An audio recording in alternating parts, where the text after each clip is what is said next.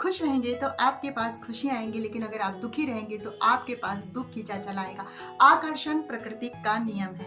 तो hello friends, मैं रंजना आपका अपने चैनल गुलाबी कॉर्नर पे स्वागत करती हूँ।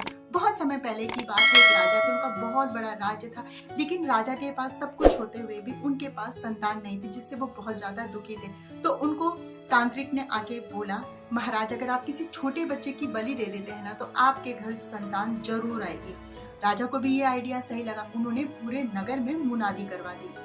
अब एक परिवार बहुत ही गरीब था, उनके काफी सारे बच्चे थे और जो सबसे छोटा बच्चा था वो पूजा पाठ करता था। तो उस दंपत्ति को लगा कि ये बच्चा हमारे किसी काम का नहीं, हम इसे राजा को दे देते हैं, वो बलि चढ़ाए, जो करे वो उनकी मर्जी है। अगले दिन जब सुबह हुई, वो दंपत्ति लेके पहुंच गए अपने बच्चे को कि महाराज ये हम बलि के लिए आपको देना चाहते हैं। तो राजा ने उस बच्चे को रख लिया और वो दंपत्ति वहां से चला गया।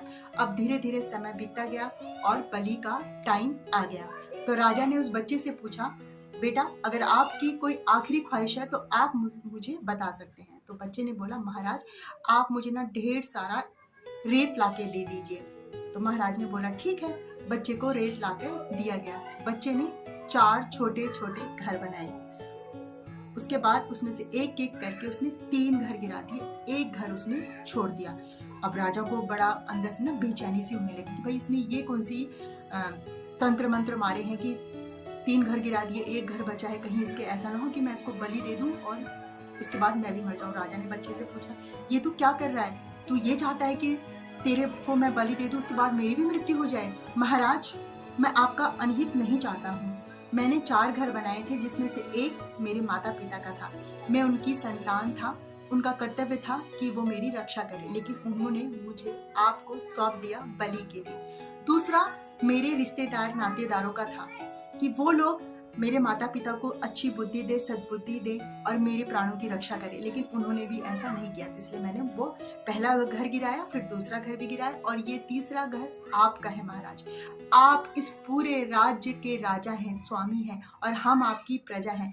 आपका फर्ज बनता है कि आप हमारी रक्षा करें, लेकिन यहाँ तो आप ही इन सब मंत्रों के चक्कर में पड़ के, उस तांत्रिक के चक्कर में पड़ के आप मेरी बलि चढ़ाना चाहते हैं। तो ये तीसरा घर मैंने आपका गिरा दिया।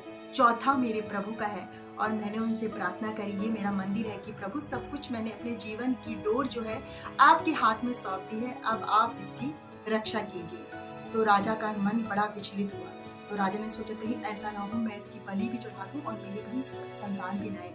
तो राजा ने उस बच्चे को वहां से उठाया और अपने गले से लगाया। राजा ने बोला, बेटा मैं ऐसा बिल्कुल भी नहीं करूंगा। और राजा ने अगले दिन फिर एक मुनादी करवाई पूरे नगर में कि ये जो बच्चा है ये मेरा उत्तराधिकारी है, मुझे मेरा उत्तराधिकारी मिल गया। अब जब ये सूचना उस दंपत्ति तक पहुंची तो वो बहुत ही परेशान हुए। तो कहने का मतलब ये है फ्रेंड्स, जिंदगी है, जो भगवान है, जो ईश्वर है, वो हमारे लिए सब कुछ करता है, बस हमें उम्मीद रखनी चाहिए। तो चलिए कर दिखाइए कुछ ऐसा आपके जैसा करना चाहिए हर कोई। अगर आपको ये वीडियो थोड़ी सी भी पसंद आई हो तो प्लीज लाइक, शेयर, कमेंट और इसी के साथ मिलते हैं नेक्स्ट वीडियो में। Bye friends, Radhe Radhe.